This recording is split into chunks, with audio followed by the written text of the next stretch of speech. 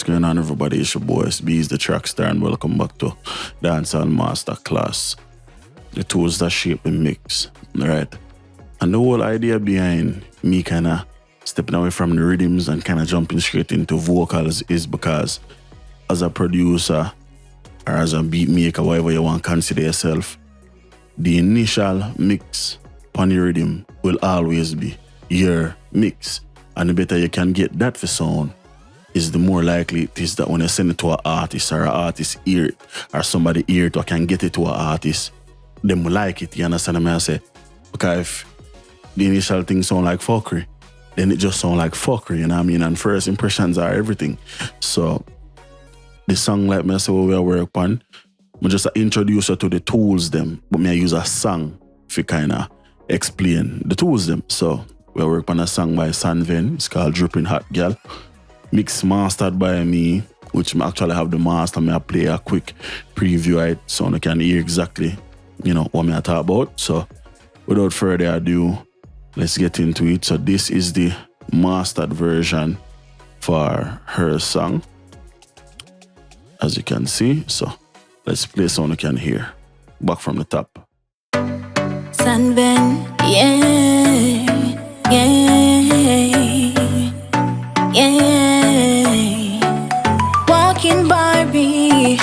Walking Barbie doll, let me turn and tick, tick. Let me turn and tick, tick. Me life up the way you know about. Bank account heavy and me chrome out. No fucky, so me name no they all bout. Me the haters them a talk about. No have no time to watch girl chat girl. My body clean and firm and natural. Everything up from a wake up, makeup up. Life sweet what the pagans dripping at girl. You understand? Thank you. But yeah, so that's the mastered version for this song. Remember the last time while we were working on the session, the only thing that we did was we did some subtractive EQ and kind of get rid of some of the the nastier frequencies that we don't like. So if we play that now. Sunburn, happy way you know about. My bank account heavy and me chrome out. No fucky, so me name no they all bout. And that's how we did. We just got rid of some of the frequencies that we didn't like. The best thing for that is parametric EQs. So moving on from that, now that we have gotten rid of the frequencies that we don't like, that's left us with the stuff that we do like. So what we want to do is now kind of enhance those. One of the best tools for enhancing stuff like that is a compressor. So the one thing to take into consideration before inserting a compressor into the chain is you need to listen to the vocals and say, all right, cool. Before I compress it, is there anything that I might want to tighten up? And in this situation, I talk about like S's, C's, and them type of stuff that they hissing and all of that type of stuff. Happy way you know about. My bank account heavy and me chrome out. No fucky, so me name no they all bout. Me the haters them a talk about. And from what I am hearing, I'm not really hearing too much of that. You know what I mean? So it's a good recording, so we don't really need to go in and DS anything. So though, insert the compressor right after the EQ. And again, we are using the Itz-Beez-Da compressor. Link to this is in the free download section, of course, which you should have by now if you are this far in the course. So we have the compressor on. Explaining a compressor in layman's terms, you have threshold, ratio, attack, trim, which in this case is more of a unique thing. Low cut, more of a unique thing. Release, mix, and makeup gain. These 6, threshold, ratio, attack, makeup gain, mix, and release, are the stuff that you will typically see on every compressor. If a compressor doesn't have it in a situation like the LA2A, then that's because it's operating on a different type of schematic. It's not really working the same way. This compressor is what you would call a VCA-based compressor. Basically, it's working off of a chip, an integrated circuit. Whereas like a LA2A is a tube compressor.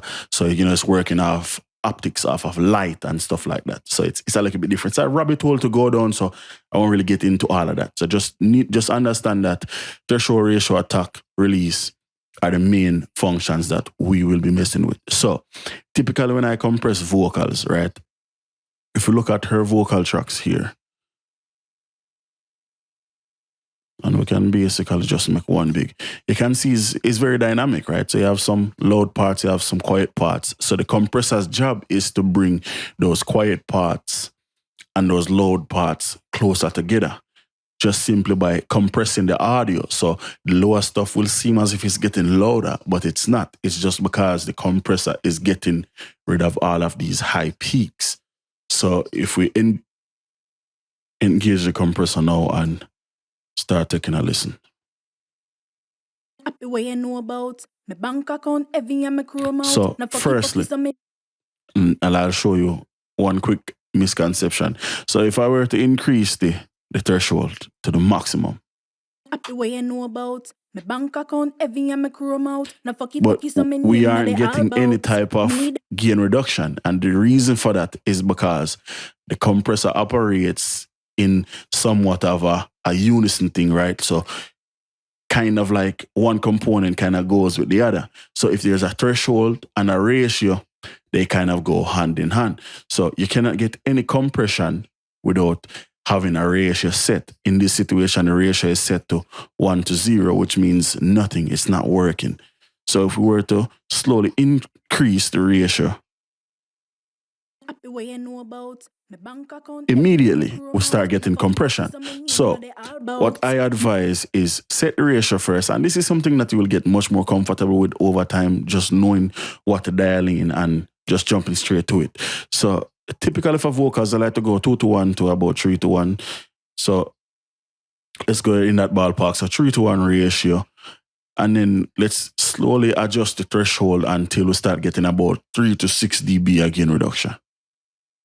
Happy way you know about my bank account, every and my crew out. No fucky, so my name, no they all bout. Me, the haters, them a talk about. No have no time to watch girl chat, girl. My body clean and firm and natural. Everything up from a wake up, makeup up, life sweet. What? Now, if you listen, all of a sudden, those differences in volume are very minimal. It's not this loud peak, this quiet part. You know, it's more balanced all the way across. So let's continue going on further. So now if we step to the left a little bit more, we have the attack. Now the attack is basically saying, and to demonstrate this, I'll bring up a visual representation of exactly what I mean. So the attack is basically saying that, hey, I want to compress this signal, right? But you can either attack it immediately with the fastest attack, or you can attack it later on with a slower attack. Basically meaning that if the signal crosses over the threshold, so if you look here, this is my threshold. So if the signal crosses over this threshold, do I want to compress immediately, or do I want to wait a few seconds or milliseconds in this situation? The maximum amount of time we can wait is 200 milliseconds, which is, I believe, about, I'm not even sure. I'm not even going to guess, but it's a pretty slow attack, basically. So if I were to push this all the way up, you probably wouldn't even get any compression at all.